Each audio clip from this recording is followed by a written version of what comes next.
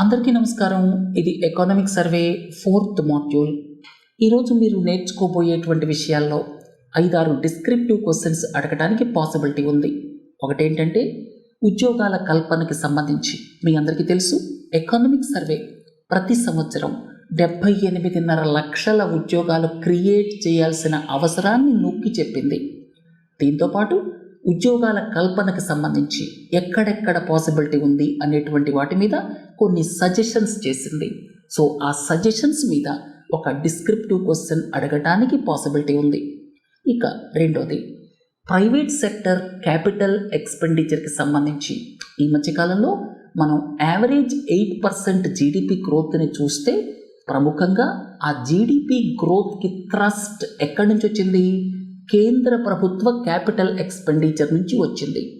కేంద్ర ప్రభుత్వం ఏం ఎక్స్పెక్ట్ చేసింది? కాలక్రమేణా ప్రైవేట్ సెక్టర్ యొక్క ఇన్వెస్ట్మెంట్ క్రౌడింగ్ అవుతుంది అని ఎక్స్పెక్ట్ చేసింది. కానీ అనుకున్న విధంగా ప్రైవేట్ సెక్టర్ ఇన్వెస్ట్మెంట్ రావటం లేదు. అంటే క్యాపిటల్ ఫార్మేషన్కి సంబంధించి, అంటే ఇన్వెస్ట్మెంట్ ఎక్స్పెండిచర్కి సంబంధించి. దీని మీద దానికి కారణాలు ఏమిటి అని చెప్పి ఒక డిస్క్రిప్టివ్ క్వశ్చన్ అడగటానికి అవకాశం ఉంది. మూడోది ఏంటంటే PLI scheme, production linked incentive స్కీమ్కి సంబంధించి ఎన్ని ఉద్యోగాలు క్రియేట్ చేసింది, దీని పెర్ఫార్మెన్స్ ఎలా ఉంది అనేటువంటి దాని మీద ఎకనామిక్ సర్వేలో మెన్షన్ చేయడం జరిగింది. పిఎల్ఐ స్కీమ్కి సంబంధించి ఇప్పటిదాకా మనకి సమకూరినటువంటి ప్రయోజనాలు, అడ్వాంటేజెస్ మీద ఒక క్వశ్చన్ అడగచ్చు. ఇక నాలుగోది, ఎలక్ట్రానిక్స్ ఇకోసిస్టమ్, మన ఎక్స్పోర్ట్స్ యొక్క షేర్ కావచ్చు, అలాగే డొమెస్టిక్ ఎలక్ట్రానిక్స్ మ్యానుఫ్యాక్చరింగ్ ఇకోసిస్టమ్ కావచ్చు, మొబైల్ ఫోన్స్ గురించి కావచ్చు, వీటి మీద. ఎందుకంటే ఈ మధ్య కాలంలో ఎలక్ట్రానిక్స్ ఇండస్ట్రీ మన దేశంలో బాగా పుంజుకుంటోంది, డొమెస్టిక్ ఎలక్ట్రానిక్స్ మ్యానుఫ్యాక్చరింగ్. అలాగే మన టోటల్ ఎక్స్పోర్ట్స్లో ఎలక్ట్రానిక్స్ ఎక్స్పోర్ట్స్ యొక్క వాటా పెరుగుకుంటూ పోతోంది. ఈ మధ్య మీరు వార్త చదివే ఉంటారు, యాపిల్కి సంబంధించి. యాపిల్ తయారు చేస్తున్నటువంటి ఐఫోన్స్లో ప్రతి 7 ఫోన్స్లో 1 మన దేశంలోనే తయారవుతున్నాయి. అంటే 14% ఆఫ్ ద ఐఫోన్స్ గత సంవత్సరం మన దేశంలోనే తయారయ్యాయి. కాబట్టి ఎలక్ట్రానిక్స్ ఇండస్ట్రీ, అలాగే ఈ మొబైల్ ఫోన్స్కి సంబంధించి మన దేశంలో ఏ విధమైనటువంటి పరిణామాలు చోటు చేసుకున్నాయి ఈ మధ్య అనే దాని మీద ఒక డిస్క్రిప్టివ్ క్వశ్చన్ రావచ్చు. ఇంకోటి ఏంటంటే సర్వీసెస్ సెక్టర్ ఎక్స్పోర్ట్స్ బూమింగ్గా ఉన్నాయి. దానికి ప్రధాన కారణం గ్లోబల్ కేపబిలిటీ సెంటర్స్, అంటే మల్టీనేషనల్ కంపెనీస్ యొక్క రీసెర్చ్ అండ్ డెవలప్మెంట్ సెంటర్స్. దీని మీద ఒక ప్రశ్న అడిగే అవకాశం ఉంది. ఎందుకంటే మన సాఫ్ట్వేర్ ఎక్స్పోర్ట్స్ పెరగటమే కాదు, సాఫ్ట్వేర్ ఎక్స్పోర్ట్స్ యొక్క కంపోజిషన్ కూడా మారుతోంది. ఈ మధ్య కాలంలో హై వాల్యూ బిజినెస్ ప్రాసెసింగ్కి సంబంధించినటువంటి ఎక్స్పోర్ట్స్ పెరుగుతున్నాయి. ఇంతకుముందు నార్మల్ ఐటీ సర్వీసెస్ ఎక్స్పోర్ట్స్ ఎక్కువ ఉండేవి. అవి ఎప్పటికీ ఎక్కువ ఉన్నప్పటికీ కూడా వాటి వాటా తగ్గుకుంటూ పోతుంది. హై వాల్యూ బిజినెస్ ప్రాసెస్ సంబంధించినటువంటివి ఎక్స్పోర్ట్స్ పెరుగుతున్నాయి. దీని మీద ఒక ప్రశ్న అడిగేటువంటి అవకాశం ఉంది. ఇట్లా అలాగే ఈ ఎక్స్పోర్ట్స్ సంబంధించి రాబోయే కాలంలో హెడ్ విండ్స్ ఏం ఉండబోతున్నాయి, ఎదురుగాలులు ఏముండబోతున్నాయి, ప్రొటెక్షనిజం కావచ్చు, జియో ఎకనామిక్ ఫ్రాగ్మెంటేషన్ కావచ్చు, వీటి మీద కూడా ఒక ప్రశ్న అడిగే అవకాశం ఉంది. ఈరోజు నేను చెప్పబోయేటువంటి ఈ మాడ్యూల్లో ఉన్న స్లైడ్స్ మీద 5-6 డిస్క్రిప్టివ్ టైప్ క్వశ్చన్స్ రావచ్చు. ఒకటి, ప్రతి సంవత్సరం 78.5 లక్షల ఉద్యోగాలు క్రియేట్ చేయాల్సినటువంటి అవసరాన్ని ఎకనామిక్ సర్వే చెప్పింది. మీరు ఇక్కడ ఈ స్లైడ్లో 2 నిమిషాలు మీకు ఎక్స్ప్లెయిన్ చేస్తాను. ఈ పీరియాడిక్ లేబర్ ఫోర్స్ సర్వే, ఇది నేషనల్ స్టాటిస్టికల్ ఆఫీస్ రిలీజ్ చేస్తుంది, అంటే గవర్నమెంట్ స్టాటిస్టిక్స్. ఏం జరుగుతుందో చూడండి. గత 5 సంవత్సరాల నుంచి సెల్ఫ్ ఎంప్లాయిడ్ పర్సంటేజ్ పెరుగుతున్నారు. ఇక్కడ చూస్తే రెగ్యులర్ శాలరీడ్ వర్కర్స్ తగ్గుతున్నారు, సెల్ఫ్ ఎంప్లాయిడ్ పెరుగుతున్నారు. వీళ్లలో కొంతమంది అన్పెయిడ్ ఉంటారు. అంటే ఏదైనా ఒక కిరాణా షాప్లో పోయి కూర్చుంటారు, అక్కడ అంతమంది అవసరం లేదు, ఒకళ్ళు చాలు, 4-5 కూర్చుంటారు, ఫ్యామిలీ మెంబర్సే కూర్చుంటారు. వాళ్ళందరినీ మనం ఉమెన్ ఎంప్లాయ్మెంట్ కింద కన్సిడర్ చేస్తాం, కానీ వాళ్ళకి అన్పెయిడ్ అనమాట. సో ఇలాంటి వాళ్ళు పెరుగుతున్నారు, సెల్ఫ్ ఎంప్లాయిడ్ పెరుగుతున్నారు, శాలరీడ్ వర్కర్స్ తగ్గుకుంటూ పోతున్నారు. క్యాజువల్ లేబర్ మీరు ఇక్కడ చూస్తే వీళ్ళు కూడా తగ్గుకుంటూ పోతున్నారు. సో ఓవరాల్గా ఏం జరుగుతోంది? ఇక్కడ సెల్ఫ్ ఎంప్లాయిడ్ పెరుగుతున్నారు. ఈ సెల్ఫ్ ఎంప్లాయిడ్కి సంబంధించి వాళ్ళకి నెలకి ఎంత సంపాదిస్తున్నారు అనే దాని మీద సరైన లెక్కలు లేవన్నమాట. ఇంకొక ముఖ్యమైన విషయం మీరు ఇక్కడ గమనించండి. అగ్రికల్చర్లో 46%, ఇంతకుముందు 5-6 ఏళ్ల క్రితం 43% ఉండేవాళ్ళు 46 అయ్యారు. అభివృద్ధి చెందుతున్న దేశాల్లో అగ్రికల్చర్ మీద డిపెండ్ అవుతున్న వాళ్ళు నార్మల్గా తగ్గాలి, కానీ పెరుక్కుంటూ పోయారు గత 5-6 సంవత్సరాల్లో. తర్వాత రెండోది ఏంటంటే సెకండ్ హైయెస్ట్ జాబ్ క్రియేటర్. ఇంతకుముందు మ్యానుఫ్యాక్చరింగ్ ఉండేది, దాన్ని కన్స్ట్రక్షన్ రీప్లేస్ చేసింది. ఇప్పుడు 13% ఆఫ్ ద జాబ్స్ కన్స్ట్రక్షన్లో ఉంటే 11.5% మ్యానుఫ్యాక్చరింగ్లో ఉన్నాయి. సో సెకండ్ జాబ్ క్రియేటర్ ఏదంటే అగ్రికల్చర్, తర్వాత ఇప్పుడు కన్స్ట్రక్షన్. అర్థమైంది కదా. సో రాబోయే కాలంలో 78 లక్షల ఉద్యోగాలు క్రియేట్ చేయాల్సిన ఆవశ్యకతని ఎక్స్ప్లెయిన్ చేస్తూనే సజెషన్స్ కూడా ఇవ్వటం జరిగింది. ఒకటేంటంటే ఇప్పుడున్నటువంటి స్కీమ్స్ని సప్లిమెంట్ చేయొచ్చు. మిత్రా టెక్స్టైల్ స్కీమ్ కావచ్చు, ముద్ర కావచ్చు, తర్వాత ప్రొడక్షన్ లింక్డ్ ఇన్సెంటివ్స్ కావచ్చు, వీటిని సప్లిమెంట్ చేస్తూ ఉద్యోగాలను క్రియేట్ చేయొచ్చు. రెండోది ఏంటంటే గిగ్ వర్కర్స్, ఎవరైతే ఫ్లెక్సీ వర్కర్స్ ఉన్నారో ఈ ఊబర్, ఓలా, అలాగే స్విగ్గీ, ఈ డెలివరీ బాయ్స్, వీళ్ళ వర్క్ ఫోర్స్ దాదాపు 2,35,00,000లకు చేరుకోబోతోంది. ఎప్పటికీ ఈ 2029-30కి వాళ్ళు దాదాపు 6.7% ఉంటారు నాన్ అగ్రికల్చరల్ వర్క్ ఫోర్స్లో. వీళ్ళకి సోషల్ సెక్యూరిటీ ఇవ్వటం అనేది సెకండ్ సజెషన్. అంతేకాకుండా కేర్ ఎకానమీలో ఉద్యోగాలు క్రియేట్ చేయొచ్చు. కేర్ ఎకానమీ అంటే మీ అందరికీ తెలుసు, 60 సంవత్సరాలు దాటిన వాళ్ళు, ఏదైనా ఇబ్బందుల్లో ఉన్నవాళ్ళు, వాళ్ళని టేక్ కేర్ చేయడానికి ప్రొఫెషనల్ వేలో కేర్ సర్వీసెస్, అలాగే చిన్నపిల్లలకి కేర్ సర్వీసెస్, ఇలాంటి వాటినన్నింటినీ కూడా ప్రొఫెషనల్ వేలో మనం డెవలప్ చేసామనుకోండి, రాబోయే కాలంలో ఉద్యోగాలు క్రియేట్ అవుతాయి. అంతేకాకుండా రూరల్ ఏరియాస్లో అగ్రికల్చరల్ ప్రాసెసింగ్ ద్వారా ఉద్యోగాలు క్రియేట్ చేయొచ్చు. రూరల్ ఏరియాస్లో అగ్రికల్చరల్ ప్రాసెసింగ్, మన దేశంలో చాలా అగ్రో క్లైమాటిక్ జోన్స్ ఉంటాయి. సో ఒక్కొక్క ప్రాంతంలో ఒక్కొక్క దానికి ప్రసిద్ధి అన్నమాట. సో అక్కడ మనం అగ్రికల్చరల్ ప్రాసెసింగ్ని చేస్తే ఒకటి అగ్రికల్చరల్ ప్రొడ్యూస్కి వాల్యూ ఎడిషన్ ఏర్పడుతుంది. రెండోది ప్రాపర్ సప్లై చైన్ క్రియేట్ అవుతుంది, ప్రైస్ వాలటాలిటీ తగ్గుతుంది. మూడోది స్టోరేజ్ అండ్ మార్కెటింగ్ ఇన్ఫ్రాస్ట్రక్చర్ కూడా క్రియేట్ అవుతుంది. నాలుగోది ఒకరోజు 4-5 గంటలు మహిళలకి ఖాళీ ఉందనుకోండి, ఆ ఫ్లెక్సిబుల్గా వాళ్ళు మధ్యాహ్నం పూటెళ్ళి ఉద్యోగం చేసుకుని వస్తారు, ఫ్లెక్సీ జాబ్స్ క్రియేట్ అవుతాయి. తర్వాత రూరల్లో ఉన్నటువంటి కాస్త చదువుకున్న వాళ్ళు సప్లై చైన్స్లో కానీ మార్కెటింగ్లో కానీ పనిచేస్తారు, వాళ్ళ ఇంటి దగ్గరే ఉద్యోగం వస్తుంది. సో ఇట్లా ఫుడ్ ప్రాసెసింగ్కి సంబంధించి కూడా కొన్ని సజెషన్స్ చేసింది. అర్థమైంది కదా. ఈ 3 స్లైడ్స్ ద్వారా మీకు ఈ ఎంప్లాయ్మెంట్ క్రియేషన్కి సంబంధించి ఇచ్చినటువంటి కొన్ని సజెషన్స్ కనిపిస్తాయి. ఇవి అంత పూర్తిగా లేవు, అంటే ఇంకా చాలా చాలా తీసుకురావాల్సిన అవసరం ఉంది. బట్ ఎకనామిక్ సర్వేలో మెన్షన్ చేసినటువంటి ముఖ్య విషయాన్ని నేను ఎక్స్ప్లెయిన్ చేశాను. సరే, ఇక రెండోది ఏంటంటే క్యాపిటల్ ఎక్స్పెండిచర్. క్యాపిటల్ ఎక్స్పెండిచర్ అంటే ఇన్వెస్ట్మెంట్ ఎక్స్పెండిచర్ అని చెప్పచ్చు, క్యాపిటల్ ఫార్మేషన్ అని చెప్పచ్చు, ఏదన్నా ఒకటే. క్యాపిటల్ ఎక్స్పెండిచర్ పుష్ గత 3 సంవత్సరాల కాలంగా కేంద్ర ప్రభుత్వం ఇస్తోంది. మీ అందరికీ తెలుసు, ఈ బడ్జెట్లో 11 లక్షల కోట్లు క్యాపిటల్ ఎక్స్పెండిచర్ మీద కేంద్రం స్పెండ్ చేస్తోంది. 11 లక్షల కోట్లు తక్కువేం కాదు. అయితే గత 3-4 సంవత్సరాల క్రితం క్యాపిటల్ ఎక్స్పెండిచర్ని కేంద్రం పెంచుకుంటూ పోతున్న స్టేజ్లో ఏం ఎక్స్పెక్ట్ చేసిందంటే, మనం ముందు క్యాపిటల్ ఎక్స్పెండిచర్ చేసుకుంటూ వెళ్ళిపోదాం, గ్రాడ్యువల్గా ప్రైవేట్ సెక్టర్ వాళ్ళ క్యాపిటల్ ఎక్స్పెండిచర్ని పెంచుతుంది. ఇది నార్మల్గా ప్రతి ఎకానమీలో జరిగేదే. అంటే ప్రభుత్వాలు క్యాపిటల్ ఎక్స్పెండిచర్కి థ్రస్ట్ ఇస్తే, అంటే ఒక హైవే కన్స్ట్రక్ట్ చేశారనుకోండి, ఆ పక్కన ఒక ఫ్యాక్టరీ పెట్టడానికి ప్రైవేట్ సెక్టర్ వాడు వస్తాడు.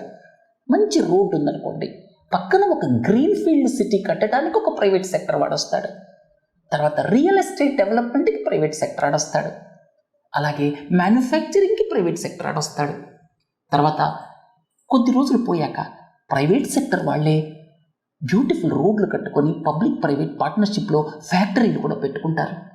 తర్వాత మున్సిపల్ కార్పొరేషన్కి సంబంధించినటువంటి వేరియస్ ప్రాజెక్ట్స్ని ప్రైవేట్ సెక్టర్ వాళ్ళు డెవలప్ చేస్తారు. తర్వాత యూజర్ ఛార్జెస్ ద్వారా మున్సిపల్ బాండ్స్ ఇష్యూ చేసి మనీని సమకూర్చుకుంటారు. రకరకాల మెకానిజమ్స్ ఉంటాయి. సో ఇక్కడ ప్రైవేట్ సెక్టర్ ఇన్వెస్ట్మెంట్ క్యాపిటల్ ఫార్మేషన్లో రావటం లేదు అనేటువంటి దాన్ని మాత్రం ఎకనామిక్ సర్వేలో స్పష్టంగా మెన్షన్ చేయటం జరిగింది. స్టాటిస్టిక్స్ కూడా ఉన్నాయి. ఒక్కసారి చూడండి, మీకు స్టాటిస్టిక్స్తో చెప్తాను. గత 5 ఏళ్ల కాలంలో 2019 నుంచి 2023 దాకా ఈ పాయింట్ చదవండి.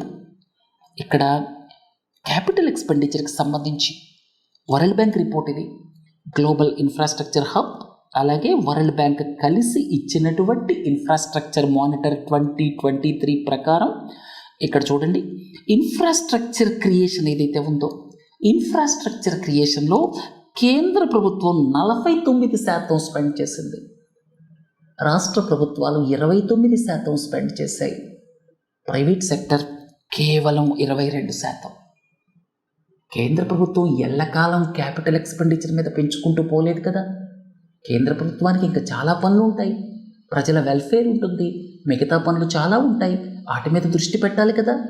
అందుకని ఇప్పుడు ప్రైవేట్ సెక్టర్ వాళ్ళు ఈ క్యాపిటల్ ఎక్స్పెండిచర్ క్యాపిటల్ ఫార్మేషన్ మీద దృష్టి పెట్టాలి అనేటువంటిది ప్రముఖంగా ఈ ఎకనామిక్ సర్వేలో మెన్షన్ చేయడం జరిగింది.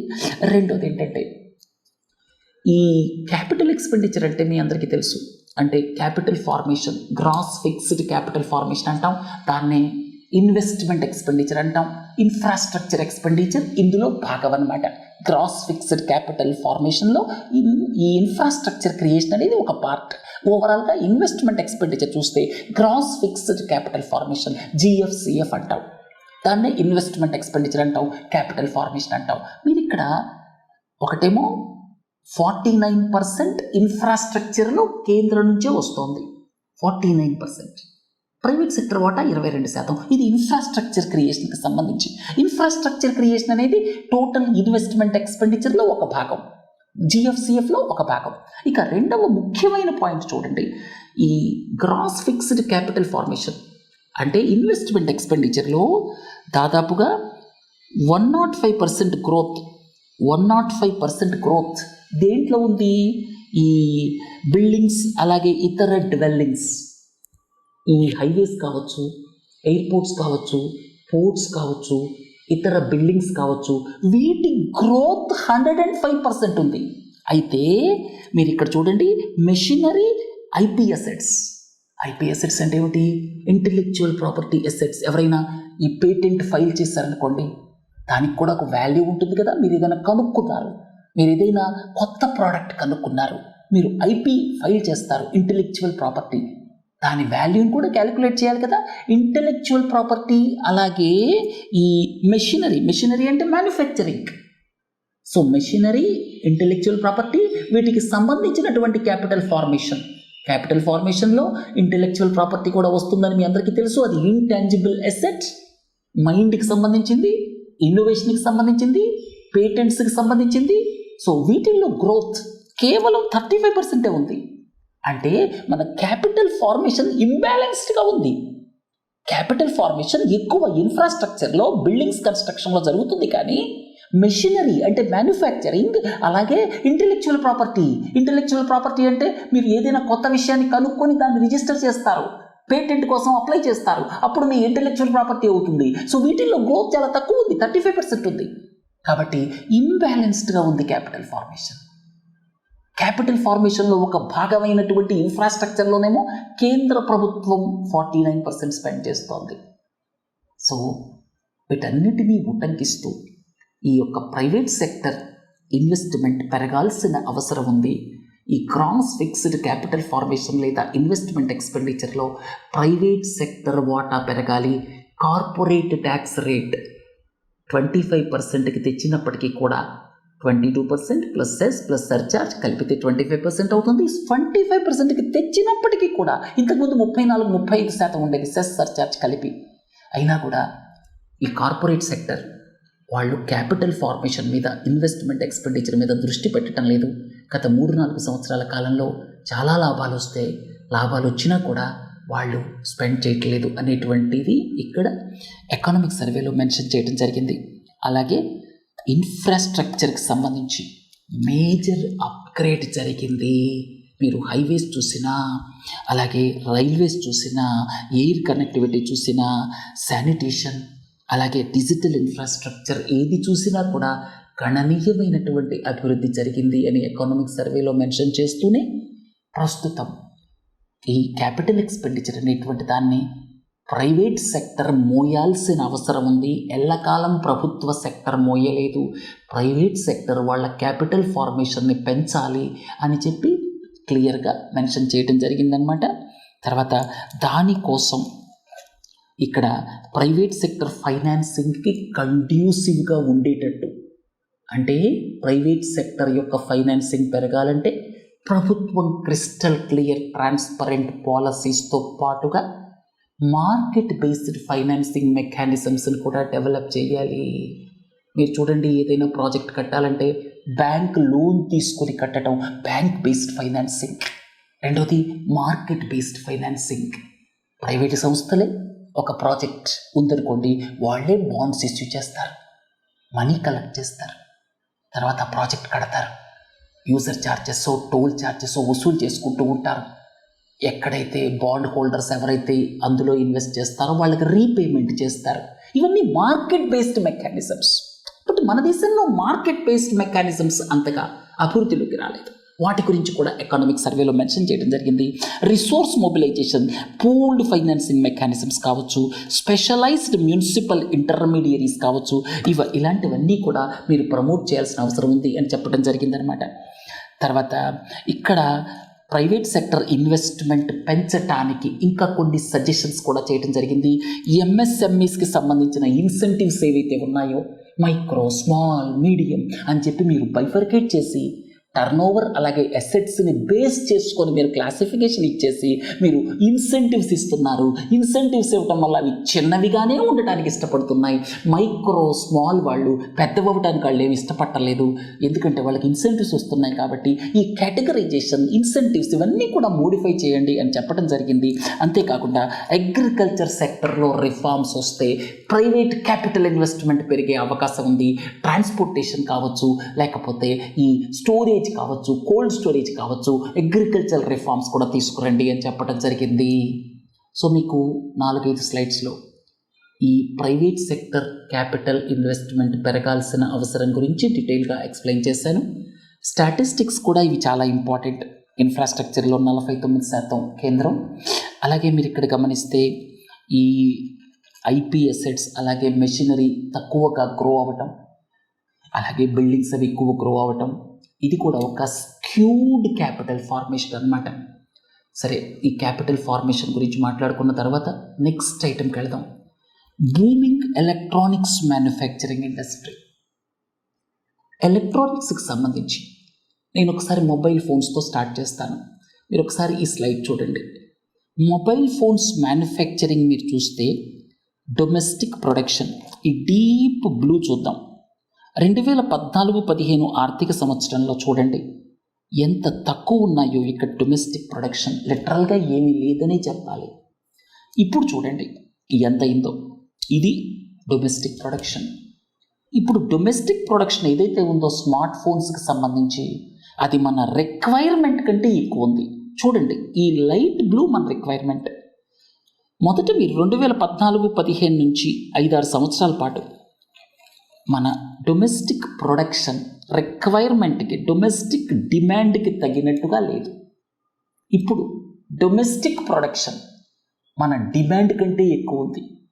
అందుకని ఈ ఎక్స్పోర్ట్స్, ఈ రెడ్ లైన్ చూడండి, మొబైల్ ఫోన్ ఎక్స్పోర్ట్స్ మన దేశం నుంచి దాదాపు 100 రెట్లు అయ్యాయి గత 10 ఏళ్ల కాలంలో. 10 ఏళ్ల కింద ఏమీ లేవు, మనం ఇంపోర్ట్ చేసుకోవడమే. ఇంకోటి ఏంటంటే మొబైల్ ఫోన్ మ్యానుఫ్యాక్చరింగ్ ఈకోసిస్టమ్ మీద ఇంకొక కామెంట్ ఉంది. అదేంటంటే మీరేం చేస్తున్నారు, ఇతర దేశాల నుంచి పార్ట్స్ తీసుకొచ్చి ఇక్కడ అసెంబుల్ చేసేసి అమ్మేస్తున్నారు. ఇది కామెంట్, నార్మల్గా మొబైల్ ఫోన్ ఇండస్ట్రీ మీద ఉన్న కామెంట్. ఒకటేమో ఇక్కడ ఎక్స్పోర్ట్స్ గణనీయంగా పెరిగాయి, మన దేశంలో మొబైల్ ఫోన్స్ మ్యానుఫ్యాక్చరింగ్ సిస్టమ్ గణనీయంగా పెరిగింది. మన మ్యానుఫ్యాక్చరింగ్ కెపాసిటీ అంటే మ్యానుఫ్యాక్చరింగ్ ఎంతైతే చేస్తున్నారో అది మన రిక్వైర్మెంట్స్ కంటే ఎక్కువ ఉంది, మన డొమెస్టిక్ డిమాండ్ కంటే ఎక్కువ ఉంది. అయితే కామెంట్ ఏమిటి, మీరు పార్ట్స్ తీసుకుంటున్నారు, తర్వాత అసెంబుల్ చేసి అమ్ముతున్నారు, వాల్యూ ఎడిషన్ ఏమీ లేదని చెప్పి. కానీ ఒక ముఖ్యమైన విషయం ఏంటంటే గత 5-6 సంవత్సరాల కాలంలో వాల్యూ ఎడిషన్ 9% నుంచి 22% పెరిగింది. ఇక్కడ ఇంకా పెరగాలి, 50-60%కి వెళ్ళాలి. అయినా కూడా 9 నుంచి 22% పెరగడం అనేది శుభ పరిణామమే కదా. సో ఇక్కడ చూడండి, వాల్యూ ఎడిషన్ పెరుగుతోంది, మ్యానుఫ్యాక్చరింగ్ పెరుగుతోంది, ఎక్స్పోర్ట్స్ పెరుగుతున్నాయి. తర్వాత ఇక్కడ చూడండి, Apple $14 billion worth of iPhones మన దేశంలో అసెంబుల్ చేసింది. అర్థమైంది కదా. ఇక్కడ ఫాక్స్ట్రాన్ అనేటువంటి సంస్థ ద్వారా తమిళనాడు, కర్ణాటకలో అంటే 7 ఐఫోన్స్లో 1 మన దేశంలోనే అసెంబుల్ అవుతున్నాయి. యాపిల్కి సంబంధించి పెద్దగా వాల్యూ ఎడిషన్ లేదనుకోండి, అది పక్కన పెడదాం. వాళ్ళు పార్ట్స్ తీసుకొచ్చి ఇక్కడ అసెంబుల్ చేస్తున్నారు. ఏదేమైనప్పటికీ కూడా 7లో 1 మన దేశంలోనే అసెంబుల్ చేయడం జరిగింది. పిఎల్ఐ ద్వారా ఇన్సెంటివ్స్ ఇస్తున్నారు. చూడండి, మొబైల్ ఫోన్స్కి సంబంధించి మీరు ఇక్కడ గమనిస్తే ఇది ఒక ప్యూటల్ ఇండస్ట్రీలా తయారైంది. పిఎల్ఐ స్కీమ్ ద్వారా కావచ్చు, అలాగే మన దేశంలో డిమాండ్ ఎక్కువ ఉండటం కావచ్చు, కారణాలు ఏవైనా సరే ఇప్పుడు ఎలక్ట్రానిక్స్కి సంబంధించి మొబైల్ ఫోన్ ఇండస్ట్రీ ఒక పివోటల్ ఇండస్ట్రీ లాగా తయారైంది.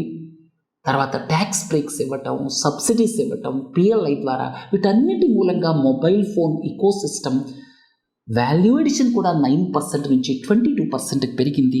మీరు ఇక్కడ చూడొచ్చు, 9% నుంచి 22%కి పెరిగింది. ఇక ఎలక్ట్రానిక్స్ ఎక్స్పోర్ట్స్కి సంబంధించి ఒక ఉదాహరణ చెప్తాను. ఓవరాల్ ఎలక్ట్రానిక్స్ ఎక్స్పోర్ట్స్కి సంబంధించి ఎక్స్పోర్ట్స్ ఇంపోర్ట్స్ నెట్ చూస్తే మీరు యునైటెడ్ స్టేట్స్ ఆఫ్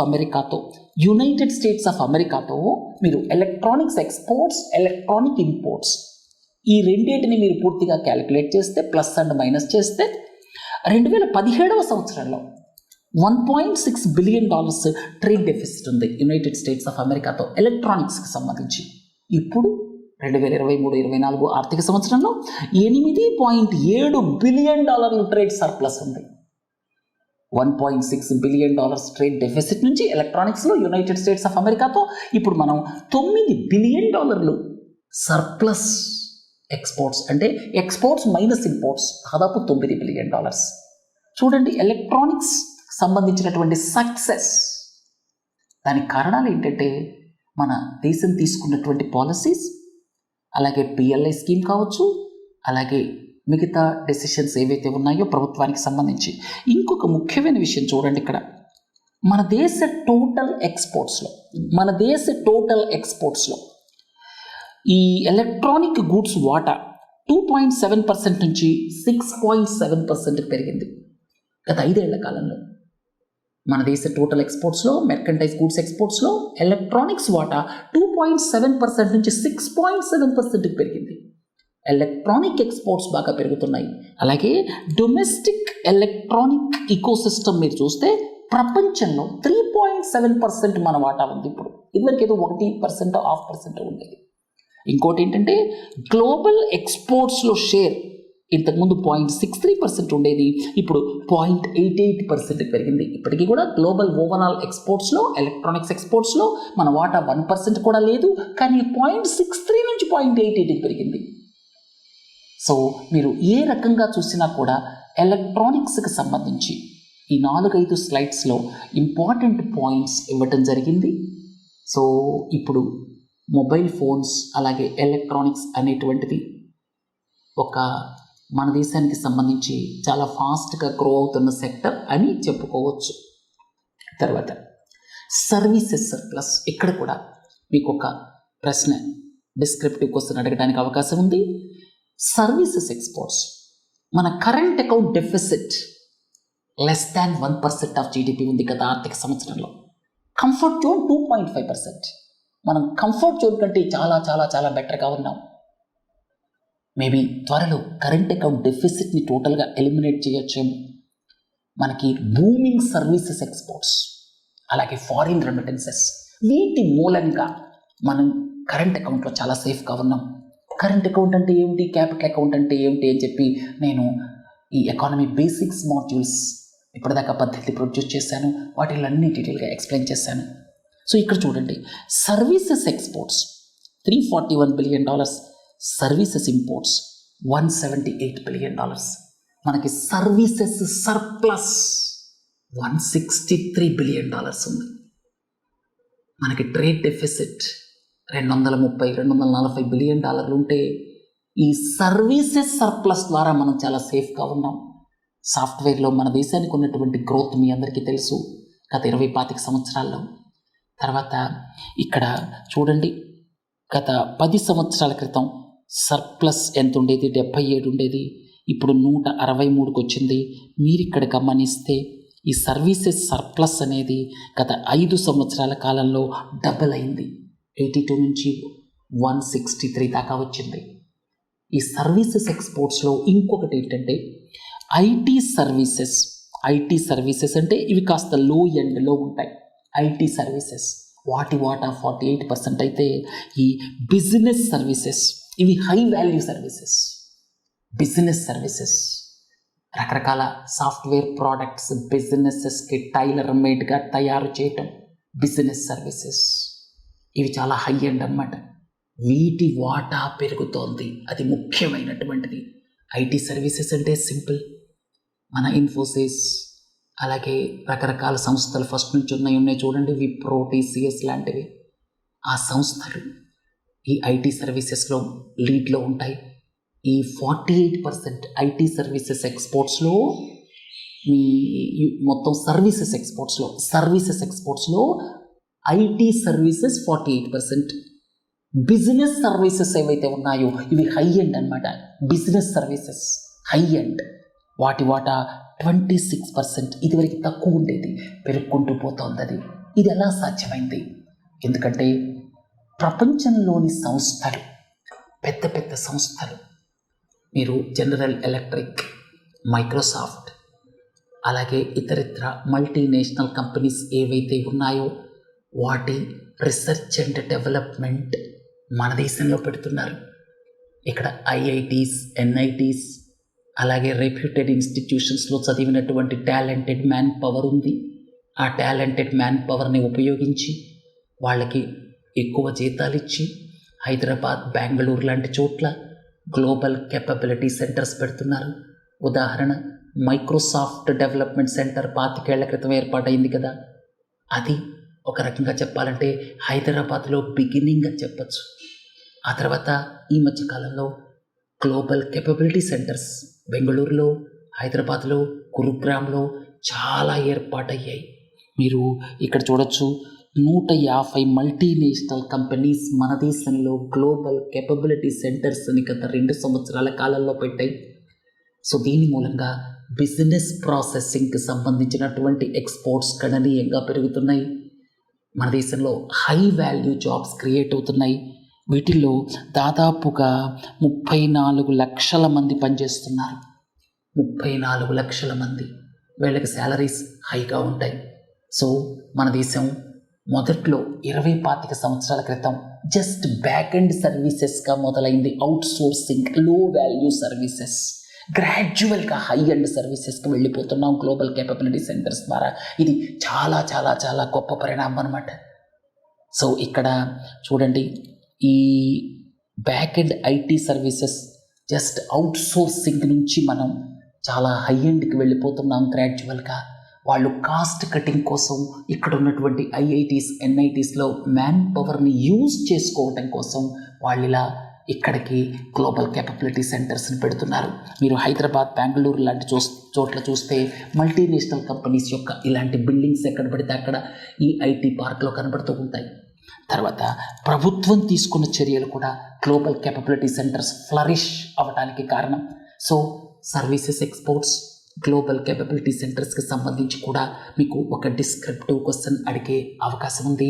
సర్వీసెస్లో ఎలాంటి ట్రాన్స్ఫర్మేషన్ జరుగుతుంది? ఫ్రమ్ లో ఎండ్ అవుట్ సోర్సింగ్ నుంచి ఇప్పుడు హై ఎండ్ రీసెర్చ్ దాకా మనం వెళుతున్నాం. ఇది చాలా చాలా చాలా ఆహ్వానించదగ్గ పరిణామం. గత 20-25 సంవత్సరాల కాలంలో, ముఖ్యంగా గత 4-5 సంవత్సరాల కాలంలో ఈ గ్లోబల్ కేపబిలిటీ సెంటర్స్ అంటే ఫారిన్ మల్టీనేషనల్ కంపెనీస్ యొక్క రీసెర్చ్ సెంటర్స్ ఇక్కడ పెరుగుకుంటూ పోతున్నాయి. ఇప్పటిదాకా 4-5 డిస్క్రిప్టివ్ క్వశ్చన్స్ అడగటానికి స్కోప్ మీకు చెప్పడం జరిగింది. మొదటిది ఎక్కడి నుంచి మొదలెట్టాం మనం ఈ మాడ్యూల్లో మనం ఫస్ట్ స్టార్ట్ చేసింది ఈ ఇన్ఫ్రాస్ట్రక్చర్కి సంబంధించి, క్యాపిటల్ ఎక్స్పెండిచర్కి సంబంధించి స్టార్ట్ చేసాం. దానికంటే ముందు మొదటి ప్రశ్న, 78 లక్షల ఉద్యోగాలు క్రియేట్ చేయడానికి ఇచ్చిన సజెషన్స్ ఏమిటనేది మొదటిది. రెండోది, private sector expenditure, capital expenditure పెంచడానికి ఎలాంటి సజెషన్స్ ఎకనామిక్ సర్వేలో చేయడం జరిగింది. మూడోది, బూమింగ్ ఎలక్ట్రానిక్స్ ఇండస్ట్రీ, ముఖ్యంగా మొబైల్ ఫోన్ ఇండస్ట్రీకి సంబంధించి ఏ మార్పులు వచ్చాయి, మన దేశం వాటా ఎలా పెరుగుకుంటూ పోతోంది, ప్రభుత్వం తీసుకున్న చర్యలు ఏమిటి అనేది మూడోది. ఇక నాలుగో దాని విషయానికి వచ్చేసరికి సర్వీసెస్ ఎక్స్పోర్ట్స్ ఎలా బూమింగ్గా ఉన్నాయి, గ్లోబల్ కేపబిలిటీ సెంటర్స్ ఎలా పెరుగుతున్నాయి అనేటువంటిది నాలుగోది. ఇక ఇది ఒక్క స్లైడే ఉంది, ఇది డిస్క్రిప్టివ్లో అంత అడిగే అవకాశం లేకపోవచ్చు. Net zero emissions should not be dictated or mandated. ఇప్పుడు మన దేశం కూడా నెట్ జీరో 2070 కల్లా వెళతాము అని చెప్పడం జరిగింది. ఇతర దేశాలు, డెవలప్డ్ కంట్రీస్ చాలా ప్రెషరైజ్ చేస్తున్నాయి డెవలపింగ్ కంట్రీస్ని. వాళ్ళేమో 200 సంవత్సరాల పాటు బొగ్గుని మండించి జీవన ప్రమాణాలని పెంచుకొని ఎయిర్ కండిషన్డ్ ఆఫీసెస్లో, రూమ్స్లో, ఇళ్లల్లో ఎంజాయ్ చేస్తూ, మన్నేమో మీరు కోల్ బర్న్ చేయొద్దు, క్రూడ్ ఆయిల్ బర్న్ చేయొద్దు అని చెప్తూ ఏమన్నా టెక్నాలజీ ట్రాన్స్ఫర్కి సంబంధించి ఏమన్నా డబ్బులు ఇస్తారా అంటే అది కూడా ఇవ్వరు. అది మనకి ఒక విధంగా చెప్పాలంటే it is against common but differentiated responsibilities. Paris climate ప్యాక్ట్లో ఏం చెప్పబడింది, ఎవరైతే హిస్టారికల్ ఎమిటర్స్ ఉన్నారో వాళ్ళ మీద రెస్పాన్సిబిలిటీ ఎక్కువ ఉంది, వాళ్ళు అసిస్ట్ చేయాలి కంట్రీస్కి. కానీ దాన్ని ఫాలో అవ్వటం లేదు డెవలప్డ్ కంట్రీస్. డెవలపింగ్ కంట్రీస్ని ఎక్కువ ప్రెషర్ చేస్తున్నాయి. కార్బన్ బార్డర్ ట్యాక్స్ వేస్తాము అని చెప్పి బెదిరిస్తున్నాయి. యూరోపియన్ యూనియన్కి సంబంధించిన కార్బన్ బార్డర్ ట్యాక్స్ 2026 జనవరి 1 నుంచి అమల్లోకి రాబోతోంది.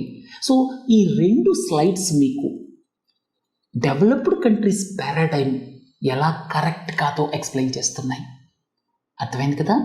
తర్వాత ఏదైనా క్లైమేట్ చేంజ్కి సంబంధించి డెవలప్డ్ కంట్రీస్ డబ్బులు ఇవ్వకపోవటం, అనుకున్నంత, అవసరమైనంత, ప్రామిస్ చేసినంత, వాటితో పాటుగా టెక్నాలజీ ట్రాన్స్ఫర్కి సంబంధించి ఏ విధమైన ప్రణాళిక లేకపోవటం, వీటన్నిటిని గురించి మెన్షన్ చేసేటప్పుడు ఈ ఒక్క పాయింట్ మాత్రం రాయండి. It is against the spirit of common but differentiated responsibilities and respective national capabilities అని రాయండి. అది ప్యారిస్ క్లైమేట్ ప్యాక్ట్కి బెడ్ రాక్ అనమాట.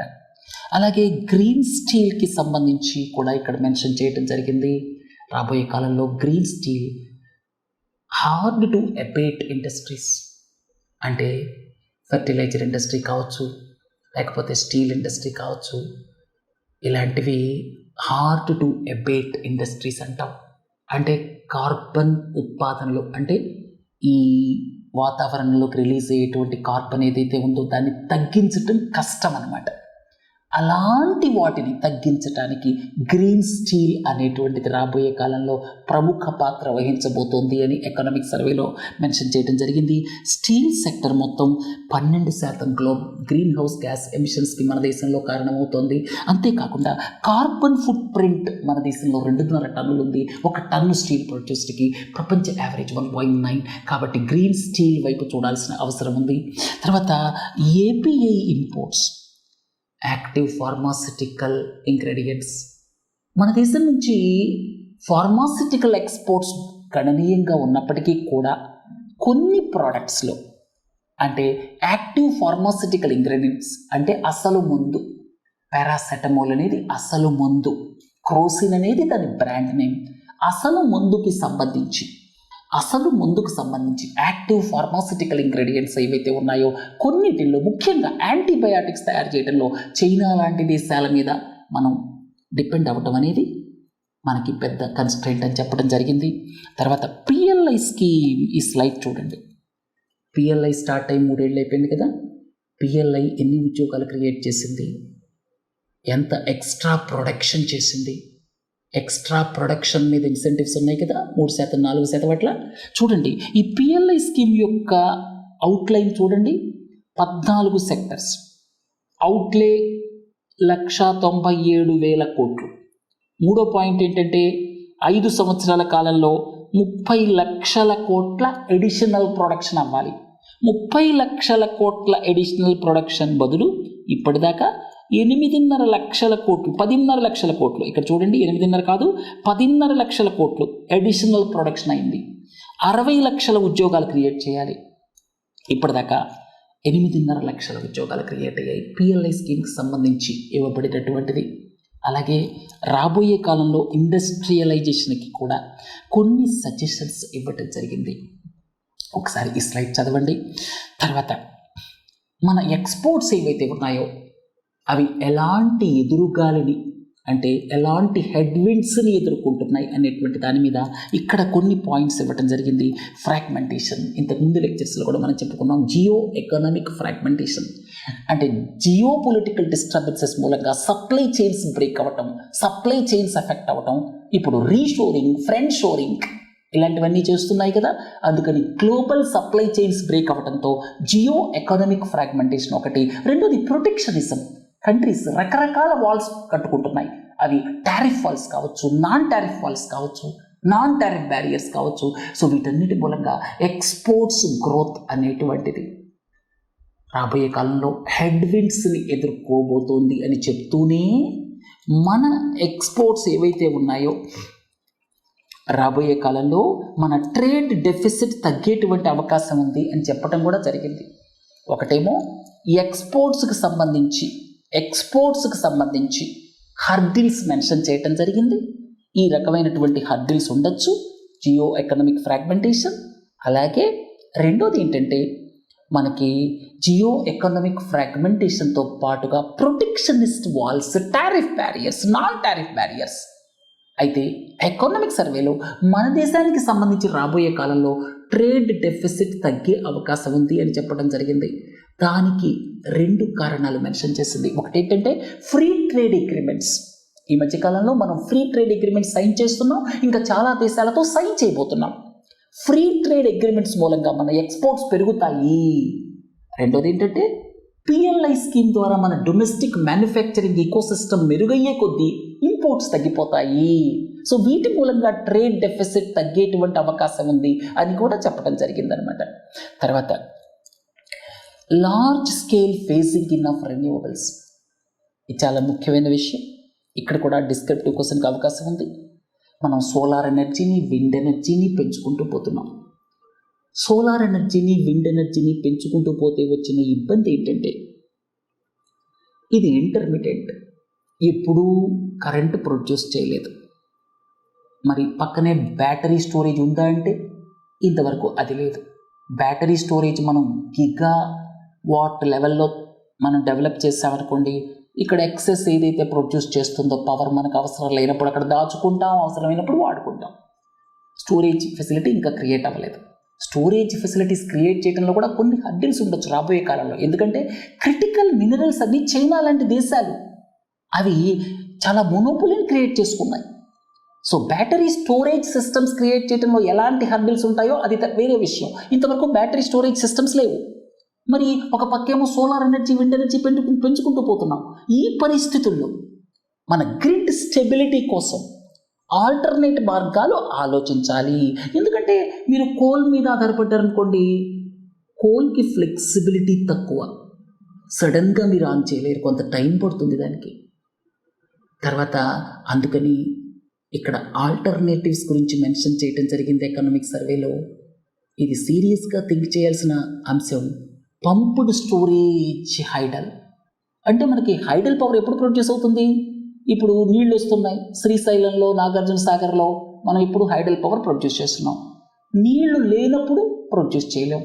అయితే ఆల్టర్నేటివ్ ఏం సజెస్ట్ చేసిందంటే పంప్డ్ స్టోరేజ్. కింద వెళ్ళిపోయే నీళ్ళని కొన్నిటినైనా సరే మళ్ళీ రీపంపింగ్ చేసి హయ్యర్ లెవెల్లో పెట్టండి. ఈ గ్రిడ్ స్టెబిలిటీ కోసం మనకి 365 days ఆ నీళ్లు ఉపయోగపడతాయి. మన రిజర్వాయర్లో నీళ్లు ఉన్నా లేకపోయినా మనం పంపుడు స్టోరేజ్ ద్వారా మనం కొంత హయ్యర్ ఎలివేషన్లో నీళ్ళని స్టోర్ చేస్తే వర్షాకాలమే కాకుండా మిగతా టైంలో కూడా గ్రిడ్ స్టెబిలిటీ కోసం, అలాగే Bharat small modular reactors, Bharat small reactors, ఇలాంటి వాటి ద్వారా 2 అడ్వాంటేజెస్ ఉంటాయి. ఒకటేంటంటే మనం రెన్యూవబుల్ ఎనర్జీని పెంచుకుంటూ పోతున్నాం కాబట్టి గ్రిడ్ స్టోరేజ్కి సంబంధించి, గ్రిడ్ స్టెబిలిటీ, స్టోరేజ్ కాదు గ్రిడ్ స్టెబిలిటీకి సంబంధించి ఇవి ఉపయోగపడతాయి.